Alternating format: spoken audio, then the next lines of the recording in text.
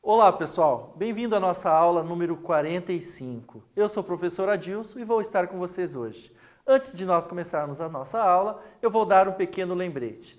Não se esqueçam então do registro de frequência de classe ou do Classroom de vocês, entrar lá e registrar. Basta clicar no link número 1, atividades obrigatórias, e realizar a atividade e enviar. Pronto, você já está lá registrado com sua presença. É claro que é importante você ir lá também e fazer, estudar, para que você possa compreender e aprender com as coisas que lá estão. Bom, vamos lá para o nosso objetivo da aula de hoje. O nosso objetivo da aula de hoje é conhecer um pouco sobre o autor Lima Barreto, ler e analisar um trecho do conto O Homem que Sabia Javanês, conhecer os constituintes narrativos, reconhecer os efeitos de sentido de algumas figuras de linguagem. Vejam então que o nosso objetivo aqui ele é bastante extenso, mas nós vamos lá conversar então um pouco sobre esse autor. Esse autor é um autor brasileiro bastante conhecido, que é o nosso Lima Barreto. Vamos lá, mais um pouquinho para vocês na tela aqui. Então o nome de Lima Barreto é Afonso Henriques de Lima Barreto. Ele nasceu em 1881 e faleceu em 1922. Contribuiu com grandes obras literárias que caíram no esquecimento, sendo retomadas apenas nos anos de 1970. Descendente de escravos, sentiu na pele a exclusão social, devido à sua origem, inclusive nos meios acadêmicos. Além do alcoolismo, enfrentou diversos problemas de saúde em sua vida e foi internado em hospício por mais de uma vez. Então vejam que o autor aí, Lima Barreto, ele é um autor que teve bastante problemas, digamos assim, mas nem isso deixou-se abalar pela sua carreira literária. Na sua época ele escreveu então diversas obras, mas elas só vieram a público mesmo na década de 70. Ele faz parte aí, se nós fôssemos encaixar, no pré-modernismo, ou seja, aquele autor que faz parte da transição para o modernismo. Mas por que será que ele faz parte do pré?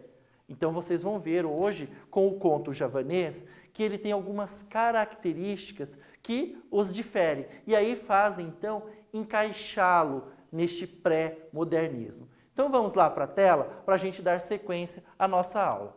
Então, negro, de família pobre, sua avó materna, Geraldina Leocádia da Conceição, foi uma escrava alforriada.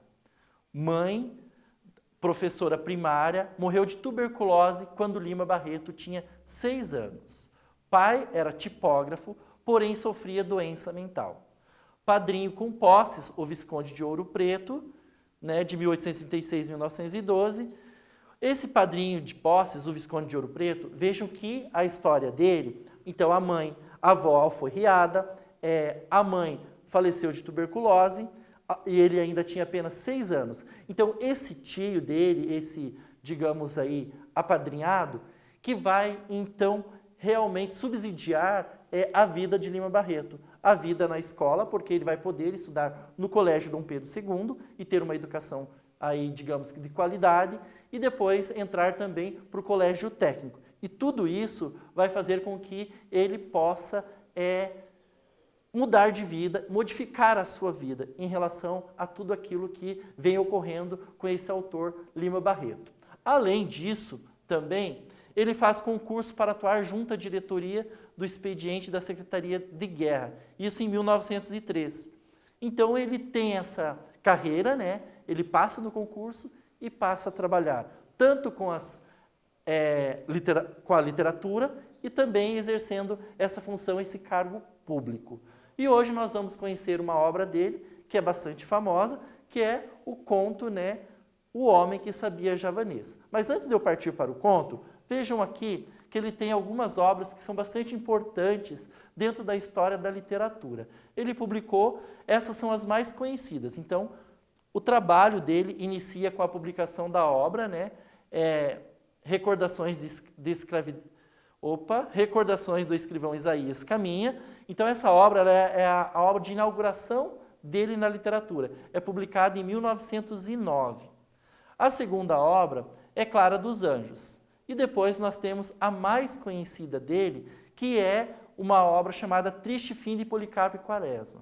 Essa obra ela foi publicada em 1911, em folhetim, como vocês podem ver aí, no Correio da Manhã, que era o jornal onde ele passa a trabalhar nesse jornal. O que essas obras elas têm em comum? Ela tem uma visão crítica da sociedade brasileira. Então, ele passa a ter essa visão a partir da sua realidade social e ele transporta isso para as suas obras. E essa visão crítica, nesta obra, Triste Fim de Policarpo e Quaresma, não sei se vocês já leram, mas eu recomendo para vocês lerem essa obra. Ela é muito importante porque ela retrata muito bem algumas questões do Brasil.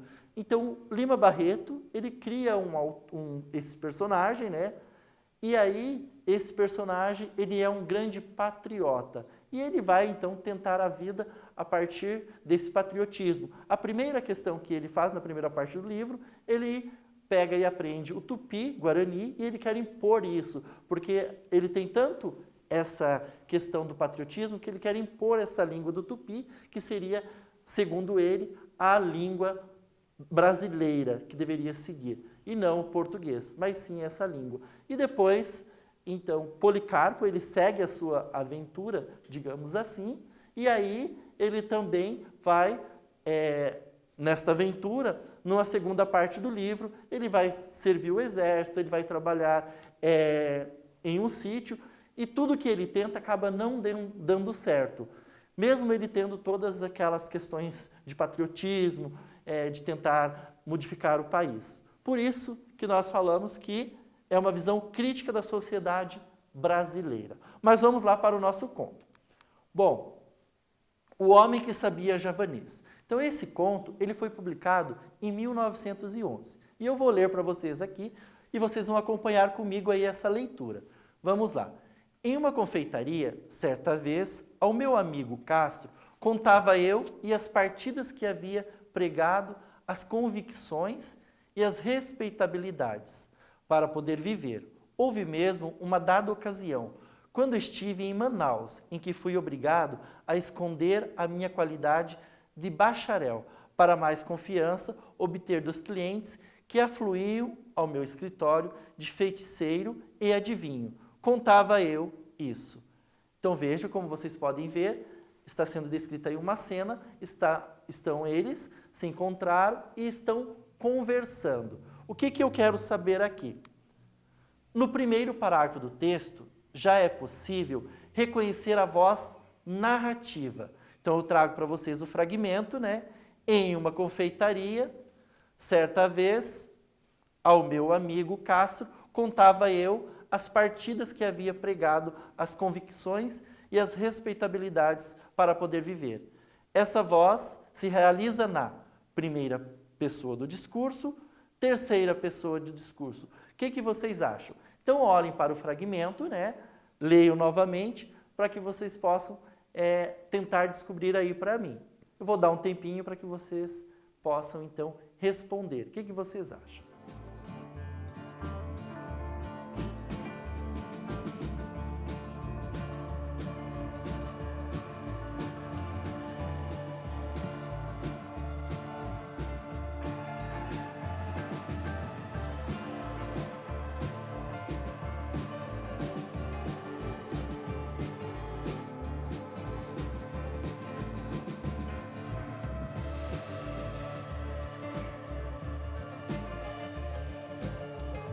Muito bem, vamos ver se vocês, então, acertaram o nosso quiz. Se você marcou que a primeira pessoa do discurso, você está correto. Por que você está correto? Veja lá, em uma confeitaria, certa vez, ao meu amigo Castro. Ao meu amigo Castro, contava eu as partidas que havia pregado. Então, eu contava. Então, vejam que o discurso aí está em primeira pessoa. É o discurso dessa personagem em conversa com um amigo dele. Então vamos lá para o outro slide para continuar a nossa história. O meu amigo ouvia-me calado, embevecido, gostando daquele meu Gil Blas, vivido até que, em uma pausa da conversa, ao esgotarmos os copos, observou a esmo. Tens levado uma vida bem engraçada, Castelo. Só assim se pode viver. Isso deu uma ocupação única. Sair de casa a certas horas, voltar a outras, aborrece. Não achas? Não sei como me tenho aguentado lá no consulado. Muito bem, então vejam que o diálogo persegue aí no conto, esse diálogo continua entre os dois e ele está falando então para o amigo sobre a vida dele. Vamos lá? Mais um pouquinho. Em relação à questão dos constituintes ficcionais. Este é o primeiro constituinte ficcional da prosa, o narrador. Então vocês viram que o narrador é em primeira pessoa. Toda narrativa tem um narrador. A estrutura de uma narrativa se organiza em tempo, espaço, personagens, enredo e história. Então, quando a gente está falando isso, ele tem esses elementos da narrativa que compõem o texto narrativo, certo? Então, vamos lá, dando continuidade à nossa aula. Mais uma atividade. Releia a seguinte passagem e responda. Você reconhece alguma figura de linguagem? A. B. Explique o funcionamento desta figura. Então veja que nós temos aqui o fragmento, em uma pausa da conversa, ao esgotarmos os copos, observou a esmo. Muito bem, então vamos lá para vocês tentarem marcar para mim qual é a figura de linguagem que está presente neste fragmento. Vamos lá?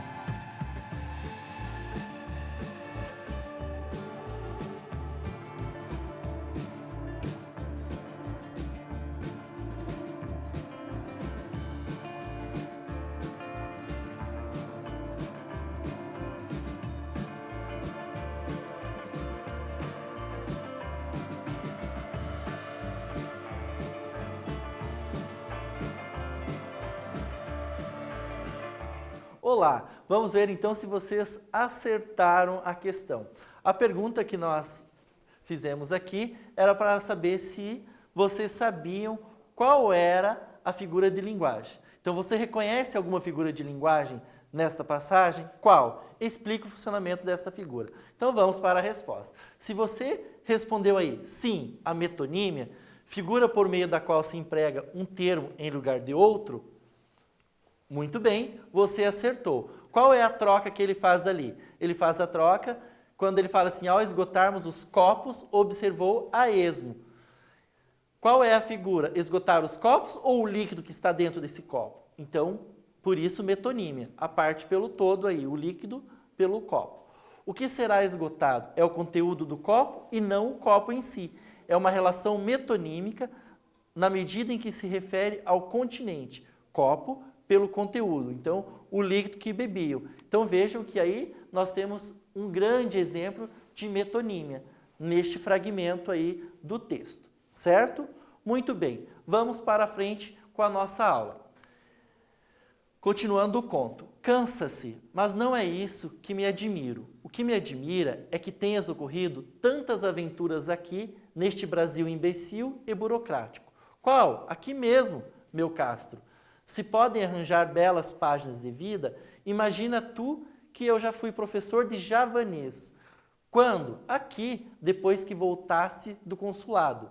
Não, antes, e por sinal, fui nomeado cônsul por isso. Conta lá, como foi? Bebes mais cerveja? Bebo. Mandamos buscar mais outra garrafa, enchemos os copos e continue. Então vejam que neste fragmento, na conversa dos dois, ele vai contar então que ele é professor agora de javanês, que ele já foi até professor de javanês. E aí se desenrola o conto a partir desta conversa.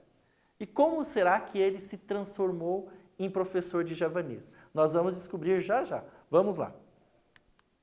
Eu tinha chegado havia pouco ao Rio e estava literalmente na miséria. Vivia fugido de casa, de pensão em casa de pensão, sem saber onde e como ganhar dinheiro. Quando li no Jornal do Comércio o anúncio seguinte: precisa-se de um professor de língua javanesa. Cartas, etc. Ora, disse cá comigo, está ali uma colocação que não terá muitos concorrentes. Se eu capiscasse 4 palavras, ia apresentar-me. Saí do café e andei pelas ruas. Sempre imaginar-me professor de javanês, ganhando dinheiro, andando de bonde e sem encontros desagradáveis com os cadáveres. Vejam que o conto aí se segue e ele vai contando então como que ele se transforma em professor de javanês. Ele vê esse anúncio e aí a partir desse anúncio ele vê uma possibilidade de trabalho. Vamos lá? Na sequência? Muito bem. Insensivelmente, dirigi-me à Biblioteca Nacional. Não sabia bem que livro iria pedir, mas entrei. Entreguei o chapéu ao porteiro, recebi a senha e subi. Na escada, acudiu-me pedir a grande enciclopédia, letra J, a fim de consultar o artigo relativo a Java e a língua javanesa. Dito e feito, fiquei sabendo, ao fim de alguns minutos, que Java era uma grande ilha no arquipélago de Sonda, colônia holandesa, e o javanês, língua aglutinante do grupo malaio-polinésio. Possui uma literatura digna de nota e escrita em caracteres derivados do velho alfabeto hindu. Vejam então que ele vai a essa biblioteca e vai pesquisar sobre aquilo que ele gostaria de aprender, que era a língua javanesa, certo? Muito bem, vamos lá para a nossa sequência, agora mais uma vez. A enciclopédia dava-me indicação de trabalhos sobre a tal língua malaia e não tive dúvidas em consultar um deles. Copiei o alfabeto, a sua pronunciação figurada e saí. Andei pelas ruas, perambulando e mastigando letras. Na minha cabeça dançavam hieróglifos. De quando em quando consultava as minhas notas. Entrava nos jardins e escrevia estes calungas na areia para guardá-los bem na memória e habituar a mão a escrevê-los. Muito bem, vejam que ele está aí narrando a sequência da história dele. E agora, ao final, mais outra. À noite, quando pude entrar em casa sem ser visto, para evitar indiscretas perguntas do encarregado, ainda continuei no quarto a engolir o meu ABC malaio. E com tanto afinco, levei o propósito que de manhã o sabia perfeitamente. Convenci-me de que aquela era a língua mais fácil do mundo. E saí, mas não tão cedo que não me encontrasse com o encarregado dos aluguéis dos cômodos. Muito bem, e agora eu trago para vocês uma atividade 2. Nesta atividade, a partir da sua leitura do fragmento, responda. O fragmento está aqui embaixo. Quem são as personagens centrais do texto e as secundárias? Você reconhece o tempo em que se passa essa narrativa? Como? Então vou dar um tempinho para que vocês possam respondê-la.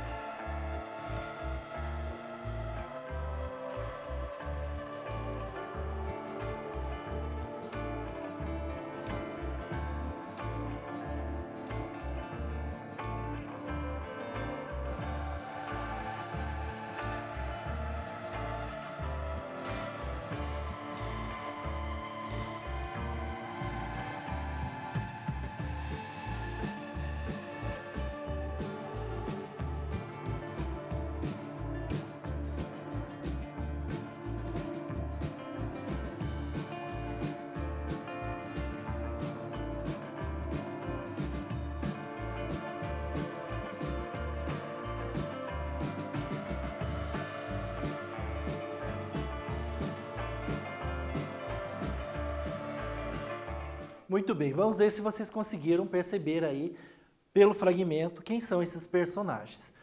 Se você conseguiu perceber que as personagens centrais do texto são Castro e Castelo, o narrador, as secundárias são o porteiro da Biblioteca Nacional, o encarregado dos aluguéis e outros que ainda aparecerão na narrativa. E B, a história se passa no final do século XIX.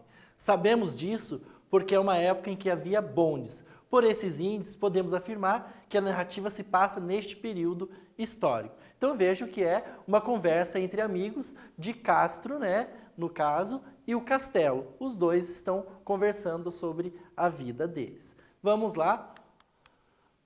Um segundo quiz. A narrativa transita pelo discurso direto e indireto. Como eu reconheço o discurso direto neste fragmento? Pelo uso de pontos de interrogação ou pelo uso de travessões? Como que eu reconheço neste fragmento? Muito bem. Se você pensou pelo uso de travessões, você acertou, porque é a partir das travessões que eu reconheço o discurso direto neste fragmento. Muito bem, vamos para mais uma atividade. Então vejam bem essa atividade 3. Releia a seguinte passagem e responda.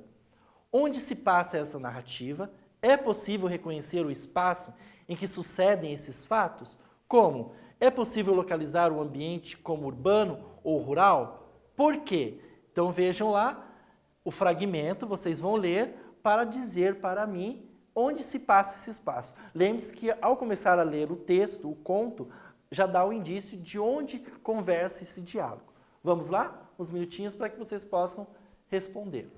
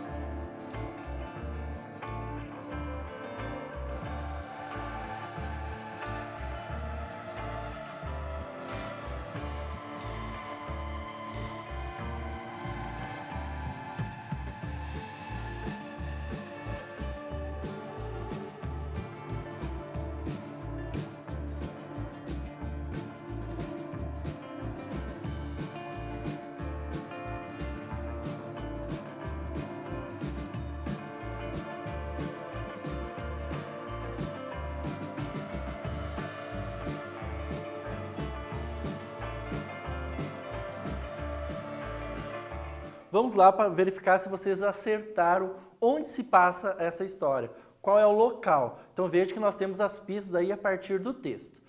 Muito bem, se você conseguiu marcar que a história, o espaço se passa no Rio de Janeiro, que ela ocorre, que é o Rio de Janeiro aí, além do narrador ter dito um pouco antes desse trecho, que havia chegado ao Rio. A Biblioteca Nacional também fica no Rio de Janeiro. Outra questão é que podemos inferir que a biblioteca está num espaço urbano, pois no século em que se passa a história, o Rio ainda era a capital do Brasil e a presença de bibliotecas só era possível em grandes cidades. Então, se você marcou aí que o local da história é Rio de Janeiro, você acertou. Então, vamos lá para uma outra questão. Vejam que esta obra, como eu falei, ele se encaixa no pré-modernismo. E aqui eu trago para vocês a questão do modernismo. Nas narrativas modernas, nem sempre é possível saber o nome das personagens, o espaço e o tempo onde se passa o enredo. Então essa técnica narrativa visa a universalidade da ficção, pois o narrado pode acontecer a qualquer um, em qualquer tempo e espaço, que é um pouco diferente de outras obras do romantismo, por exemplo. Então aqui a gente não tem a marcação certa das personagens. No caso aqui a gente descobre quem é os personagens a partir do diálogo. Vamos lá mais um pouquinho? Atividade 4. Considere o fragmento em destaque e responda. O fragmento novamente, em que sentido foi utilizada a palavra capiscasse? É possível compreender pelo contexto do texto? Será que é possível? Vamos lá? Então, pensem um pouquinho pelo contexto, pelo fragmento, e aí tentem responder aí a partir do que vocês estão observando, aonde ocorre a palavra. Vamos lá?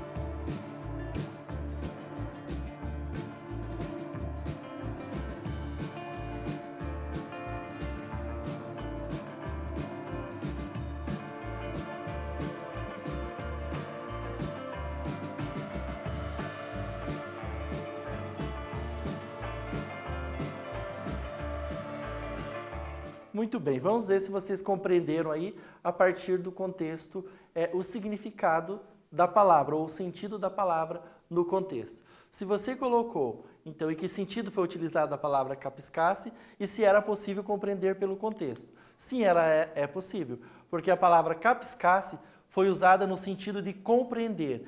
Então, se eu compreendesse 4 palavras, eu, então, já saberia ali. Sim, é possível deduzir o sentido da palavra, mesmo não sabendo que ela vem do italiano capire, que pode ser traduzido como compreender em português. Então, quando a gente trabalha com a leitura de textos, é muito fácil e, na verdade, de você compreender pelo contexto. Você não precisa, muitas vezes, ficar buscando as palavras no dicionário. Basta você tentar compreender o contexto que você consegue perceber qual é a produção de sentido dessas palavras no texto. Muito bem, vamos mais um pouquinho para a gente tentar pensar um pouco mais sobre a questão de Lima Barreto. Então, como eu falei, Lima Barreto ele é um pré-modernista. Por que ele é pré-modernista? Porque as suas obras, apesar da sua produção ser lá em 1900, começa em 1909, tudo certinho, nós estamos nesse período de transição.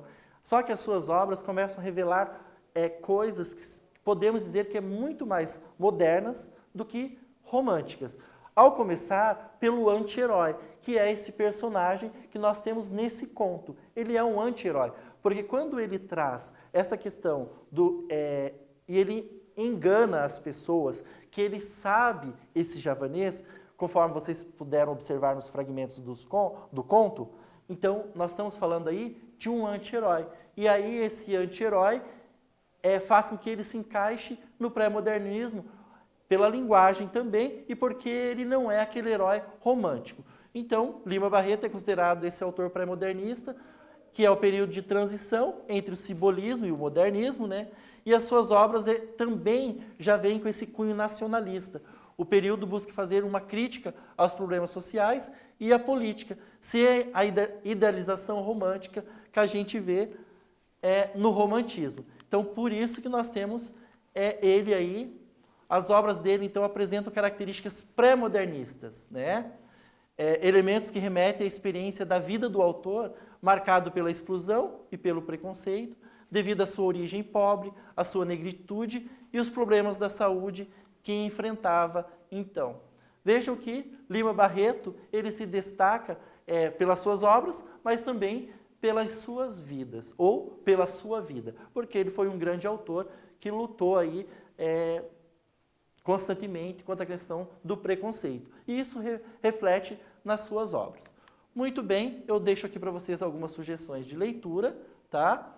E, é claro, né, ler na íntegra o conto desta aula, que a gente trabalhou somente com fragmentos, e ler também outras obras de Lima Barreto. São 45 livros para download, que eu deixo aqui o endereço. E, retomando então a nossa aula, a gente viu hoje, a partir de um trecho do conto, O Homem que Sabia Javanês, de Lima Barreto, para entender um pouquinho da sua obra. Conhecemos os constituintes ficcionais da prosa, relembramos o funcionamento de algumas figuras de linguagem, no caso da metonímia, e aí espero que vocês tenham gostado da aula de hoje e até uma próxima.